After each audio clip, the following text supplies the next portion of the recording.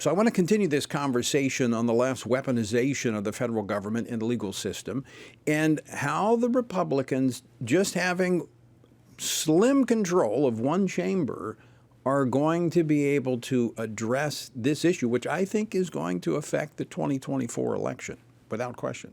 Joining me now to discuss this is Congressman Robert Aderholt. He serves on the House Appropriations Committee. He represents the 4th Congressional District of Alabama, also chairs the House Values Action Team.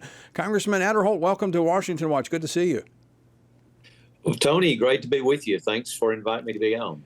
Well, you sit on the Appropriations Committee, but you chair the Values Action Team. You know how important these value issues are, parents standing up to speak out about what's happening in our schools, about conservatives simply voicing their frustrations and concerns and not being targeted. Will the Republicans have the ability through the appropriations process to rein in these out-of-control federal agencies?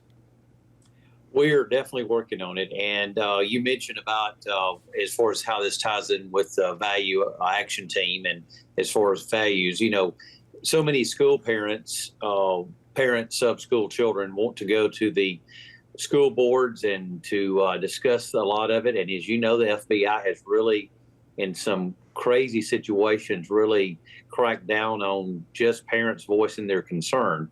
And in this CJS, Commerce, Justice, Science Appropriation Bill, we have defunded the FBI's guidance targeting school board meetings. That's just one example of what we're doing.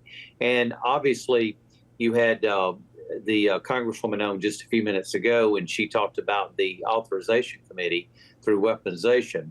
And I think I was listening to the interview, and I think it was aptly put, sort of pulling back the curtain and exposing a lot of these things. It then allows us on the Appropriations Committee to defund it, because if the Department of Justice doesn't have the money to do these things, then they can't act. And so it's one thing to expose them. It's another thing to take away the money.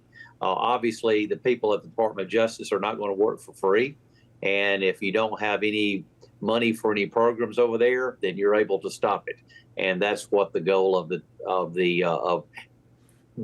defunding a lot of these so-called programs that we've seen under the Biden administration. Other things that we're making sure, language in the appropriation bill says that there has to be FBI interviews have to be recorded. There's protection for federal whistleblowers from retaliation. So very important. Those are just examples of how we can put money into programs that do the right things, but yet pull the money away from these programs where they're used it for obviously mischievous purposes. And that's really the only leverage that Republicans have right now is on the funding, because you're not going to get the president to sign bills that's going to restrict his machine that he has in place that's suppressing conservative voices.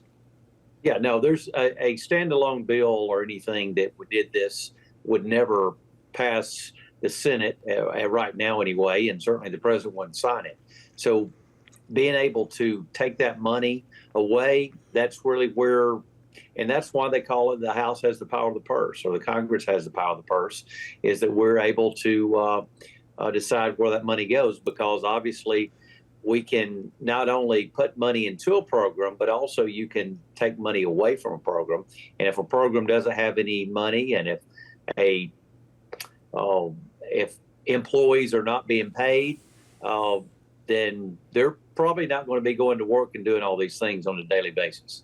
So, Congressman Aderholt, this is kind of what the House Speaker Mike Johnson was referring to about, we're going to have a fight, and the fight's coming. As you move these appropriations bills forward, this fight in January and February, these are the type things that he's talking about, real substantive policy changes that come through the power of the purse. Yeah, and let me just say that the new speaker, Mike Johnson, is doing a great job. And I know some people gave him a little bit of grief this week for moving forward with this continued resolution. You got to realize he's been on the job for basically 2 to 3 weeks, and he is getting a plan together. Also, you got to remember that he did get this two-tiered uh, a funding mechanism in place so that you don't have a total potential shutdown in January. So you've got some of the subcommittees or some of the committees that will be uh, needing to be funded in January, some in February. And so I think Mike Johnson has a plan. I know you know Mike Johnson well and have known Mike probably longer than most of us have because y'all hail from the same state, but and have been friends for a long time. But I really think that he does have a plan, and we've got to give him a little bit of time to work on this. And so I'm couldn't be happier with Mike Johnson as our new speaker. And so the people out there that are giving a little bit naysayers about the CR this week, like I said, just give him a little time. Right.